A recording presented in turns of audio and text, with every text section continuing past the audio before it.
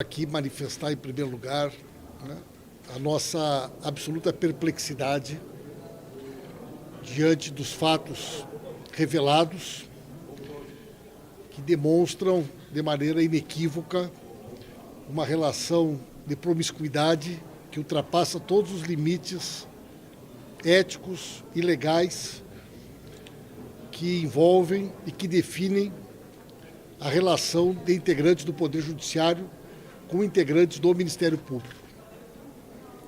Nós não estamos aqui falando simplesmente do vazamento ou da publicação de conversas entre integrantes do Ministério Público e de integrantes do Ministério Público com o juiz Sérgio Moro.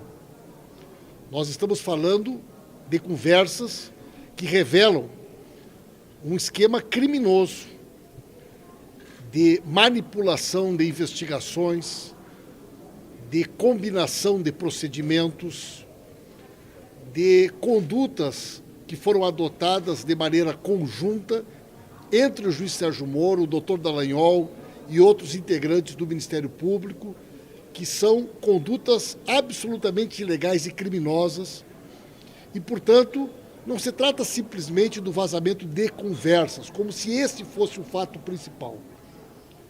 O fato principal que nós temos que nos atentar é o conteúdo destas conversas. Hoje pela manhã, um dos editores do site Intercept revelou que as reportagens, as matérias que foram publicadas ontem representam cerca de 1% do material que eles dispõem. Que hoje à tarde haverá uma reunião entre os editores, que novas informações serão reveladas essa semana e que, portanto, o assunto está só começando. O que nós podemos afirmar diante daquilo que já foi divulgado? Que existiu um conluio na condução da investigação da Lava Jato e que ela tinha dois objetivos principais. O primeiro deles, o objetivo de impedir que Lula pudesse ser candidato. Não só do ponto de vista do conteúdo da investigação, como da definição dos prazos, da rapidez. Todo esse processo foi devidamente orientado pelo juiz Sérgio Moro e pelo Dallagnol, sempre com o objetivo de evitar que o Lula possa ser candidato. Num segundo momento, claramente, o foco do conluio criminoso passa a ser medidas que pudessem evitar que Fernando Haddad pudesse vencer a eleição. Então, essas duas questões, esses dois objetivos maiores que orientam esta articulação criminosa, elas estão muito presentes nas informações que foram até agora reveladas. Do ponto de vista dos procedimentos que nós iremos adotar, né? Desde ontem, nós temos conversado muito. Eu conversei com a deputada Jandira, com o deputado Freixo, com a nossa presidenta Gleisi, com os dirigentes de outros partidos. Nós faremos uma reunião hoje à tarde, de parlamentares, à tarde e à noite. Nós vamos fazer um esforço para que as medidas adotadas sejam medidas coletivas, diante da gravidade, da seriedade que o assunto envolve.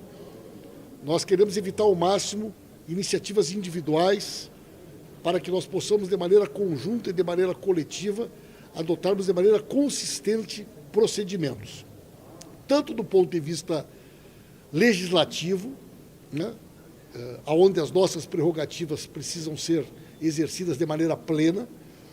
E entre nós existem várias coisas, tem pessoas defendendo uma CPI, uma CPMI, outros já defendendo a convocação do ministro Sérgio Moro, né?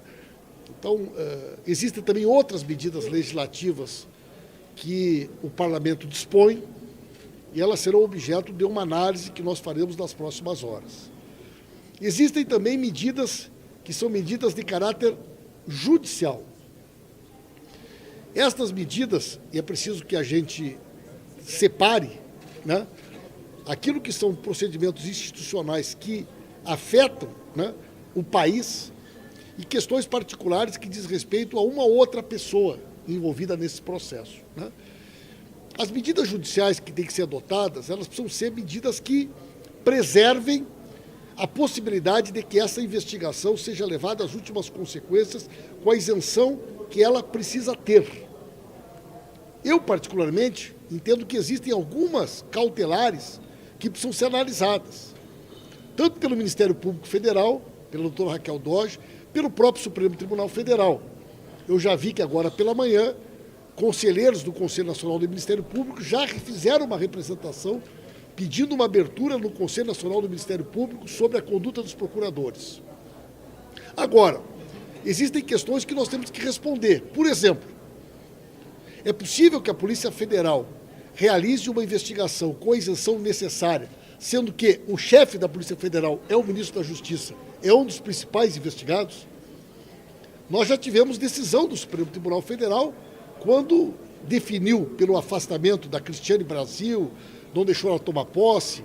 Em outras circunstâncias, houve uma decisão do Supremo Tribunal Federal no sentido de que ministros fossem afastados para que não interferissem, para que não prejudicassem a investigação.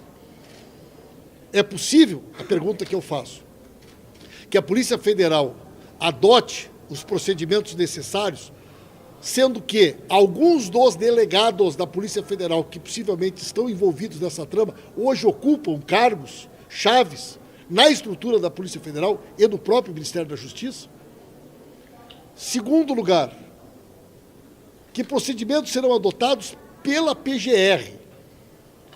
Me parece, inclusive, que na medida que os procuradores utilizaram, todos eles, telefones funcionais, né? Esses telefones não são de uso particular, não são telefones privados.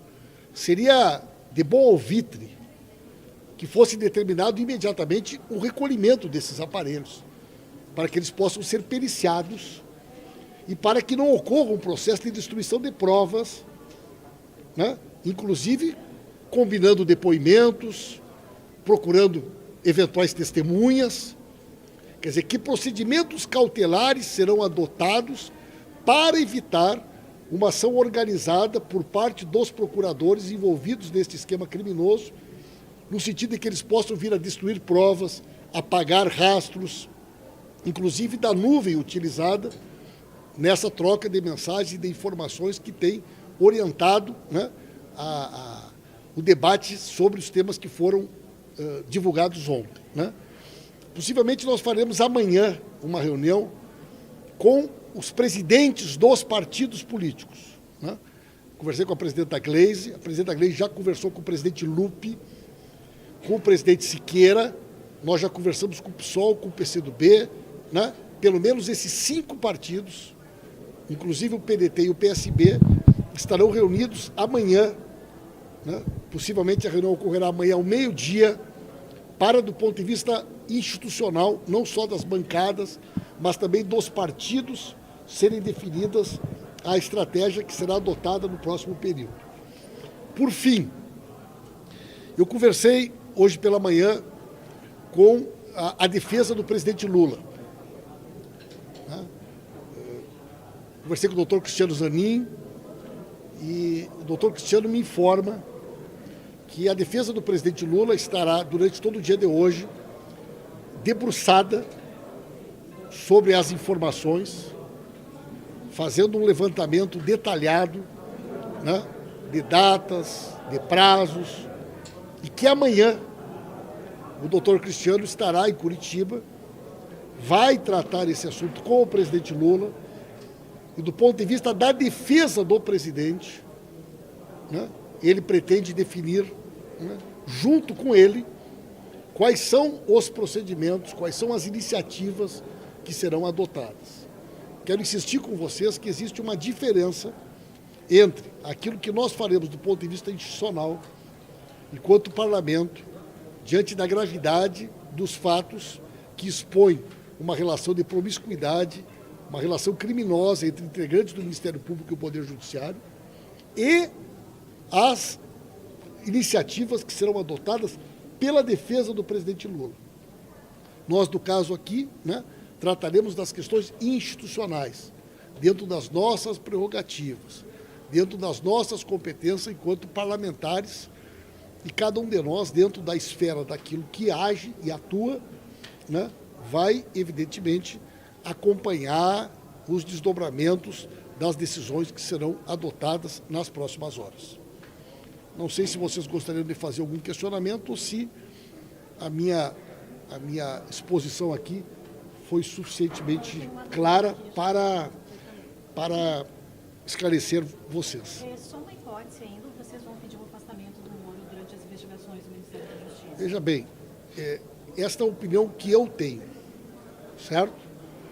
Eu entendo que é absolutamente impossível que a Polícia Federal promova uma investigação sobre os fatos com a isenção que nós precisamos, sendo que um dos principais envolvidos na suspeita das ilegalidades, das questões criminosas que foram cometidas, seja o ministro da Justiça, que é nada mais, nada menos o chefe principal da Polícia Federal, né? Então, eu entendo que essas medidas são medidas cautelares, tanto com relação ao Sérgio Moro, quanto com relação aos procuradores, para que eles não interfiram nas investigações, não destruam provas, não pressionem testemunhas, não apaguem rastros de eventuais crimes que eles cometeram. Isso não há de minha parte aqui nenhum juízo de valor sobre o resultado final das investigações. O que eu quero neste momento é o resguardo necessário de que não vai haver interferência externa e que vai haver a autonomia necessária para que essa investigação seja conduzida como ela precisa ser. Agora, vai depender muito da opinião da Raquel Dodge, né? Vai depender muito da opinião dos ministros do Supremo Tribunal Federal, para que nós possamos, né, diante da repercussão, né, dos fatos, nós estamos tratando aqui de fatos que hoje já são manchetes no mundo inteiro. Eu mesmo, hoje pela manhã, dei várias entrevistas para fora do Brasil.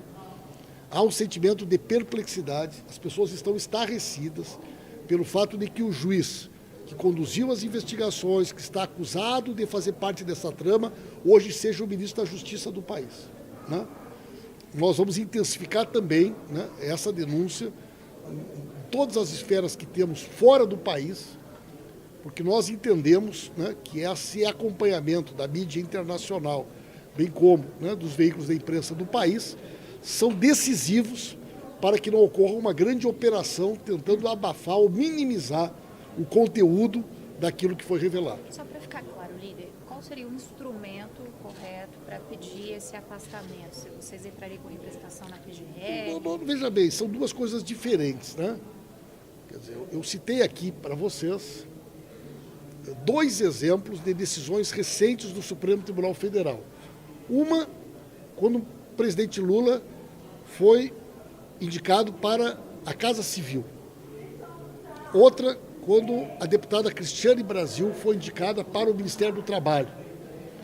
Nessas duas situações, o Supremo Tribunal Federal decidiu pelo impedimento para que eles não assumissem ou fossem afastados dos cargos, na medida em que entenderam que a presença deles poderia representar algum tipo de embaraço ou, né, algum tipo de contradição com a necessária isenção de investigações ou de procedimentos que precisam ser adotados nesses órgãos. Nós vamos estudar a medida jurídica. Segundo lugar, que medida será adotada pela doutora Raquel Dodge com relação aos seus subordinados? Na medida que envolvem procuradores no exercício das suas funções, utilizando, ao que tudo indica, aparelhos funcionais, né? Quer dizer, esses aparelhos não vão ser requisitados, esses aparelhos não vão ser imediatamente periciados. Estas informações que, porventura, constam nesses aparelhos,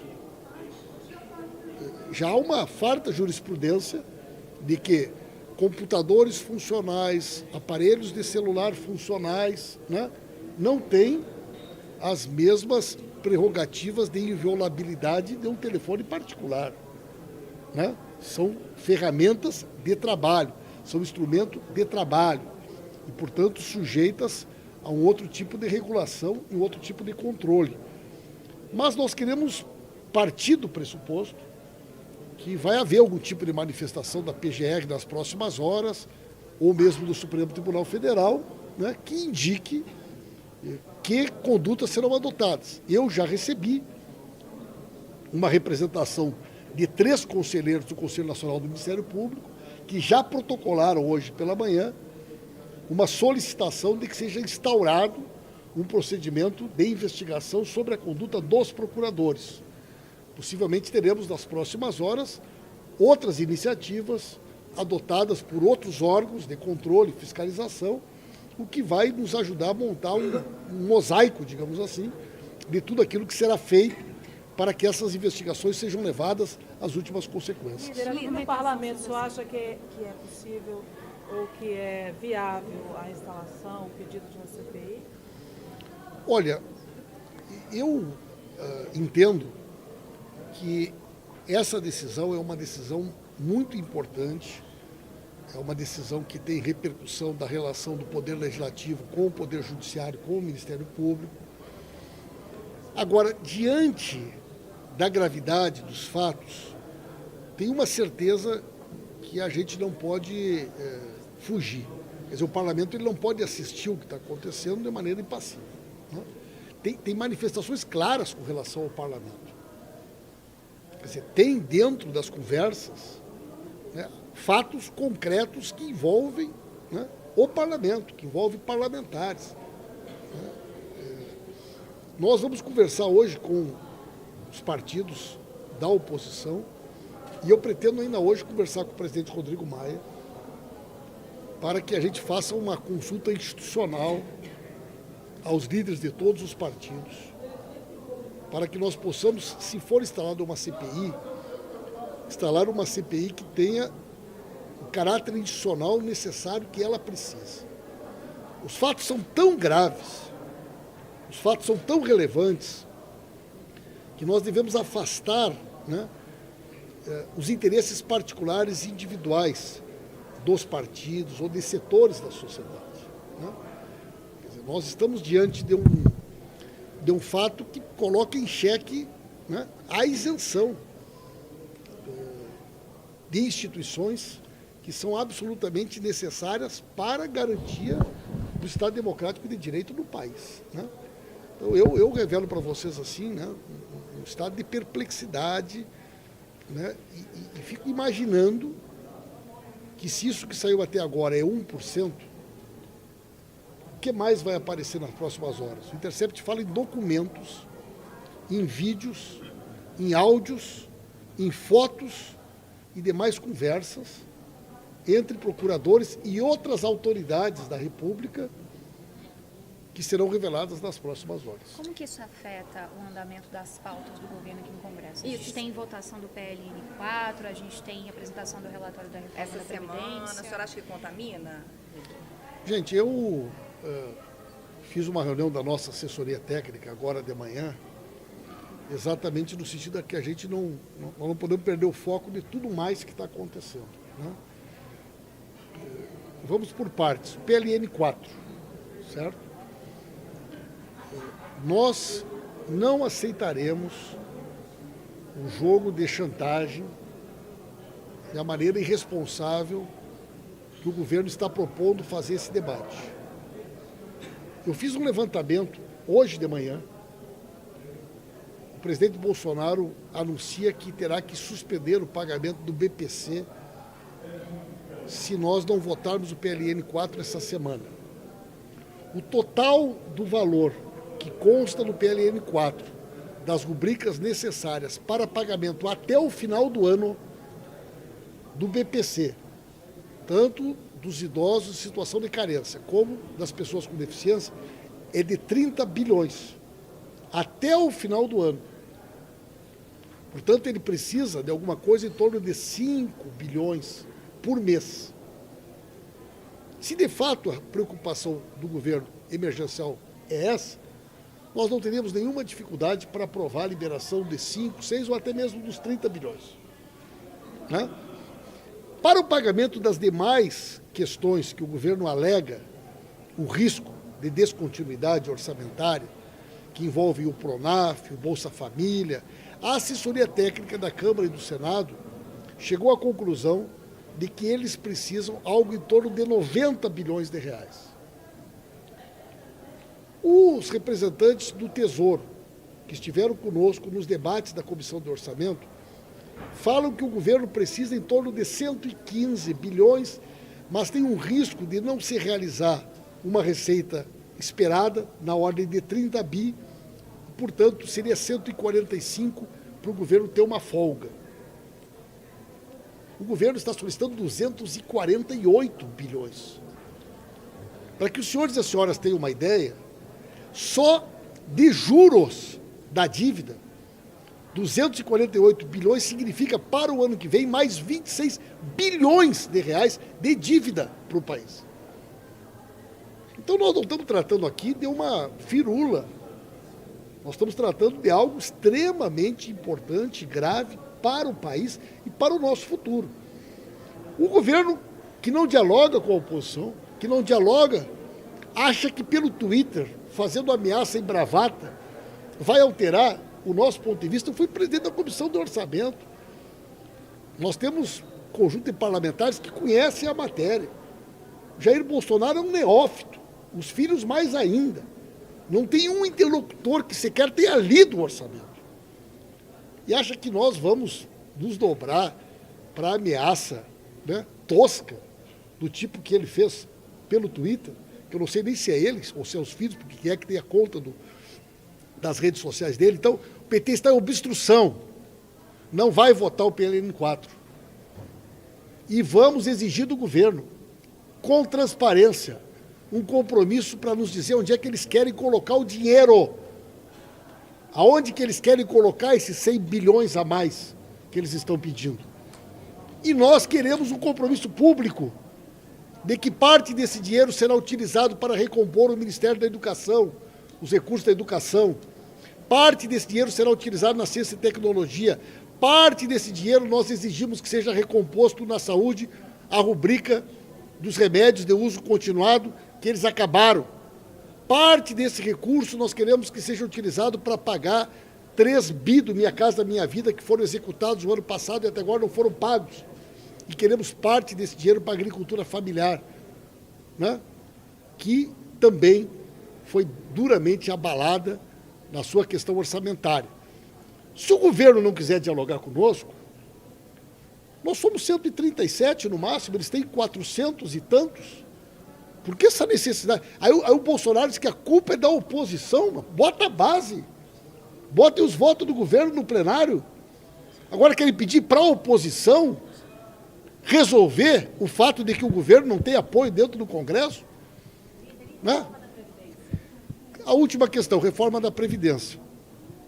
Nós tivemos uma reunião a semana passada dos líderes da oposição com o relator. Ele havia anunciado que apresentaria o relatório na quinta, depois ficou para a sexta, depois ficou para a segunda, depois ficou para a terça, agora está falando na quinta. Né? Nós temos aí uma reunião com os governadores, que ocorrerá essa semana, e no substancial, né, nós não encontramos, por parte do relator, uma sinalização que pretende alterar questões que para nós são fundamentais na proposta que nós não gostamos de chamar de reforma, mas de tentativa de destruição da Previdência Pública no Brasil. Por conta disso, né, a nossa posição permanece inalterada e nós vamos, junto com os demais partidos da oposição, votar contra o texto global que deve ser apresentado pelo relator na comissão especial e, posteriormente, manteremos essa posição, ampliando, inclusive, a mobilização no país a partir da greve geral da próxima sexta-feira, dia 14, para buscarmos os votos necessários para derrotar a proposta do governo. O governo não tem os votos. O governo Bolsonaro não tem os 308 votos para aprovar a reforma da Previdência. Nós temos condições de derrotar essa reforma. E não vamos fatiá-la para tentar enganar um ou outro ponto como se isso pudesse representar algum tipo de avanço. Essa proposta é uma proposta antipopular, é contra a classe trabalhadora, é contra o povo brasileiro, não trata das grandes distorções, não trata dos grandes privilégios e, por isso, a nossa bancada mantém a sua posição.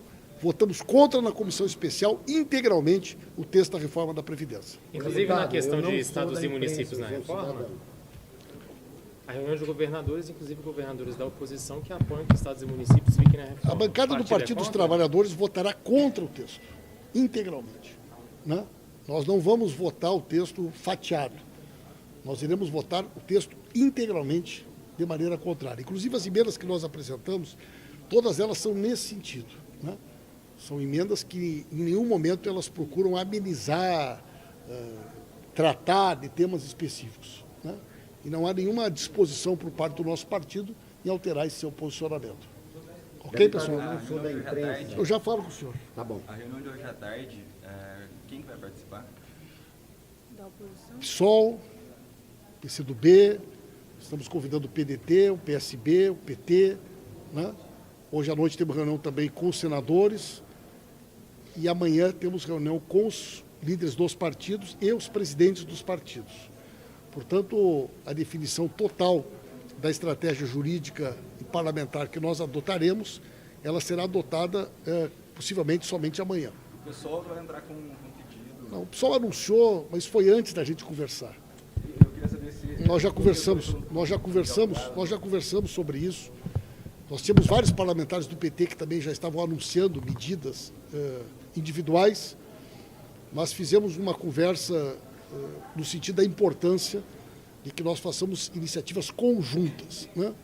Porque isso tem mais força, mostra unidade e mais chance de ter resultado positivo. A chance de convocar o ministro Sérgio Moro para o plenário, como foi com o ministro da Educação? Eu acho que é uma grande possibilidade, né, de que isso venha a acontecer, mas essa também é uma decisão que deverá ser tomada nessas reuniões que nós faremos com os demais partidos. Ok, pessoal? Obrigada.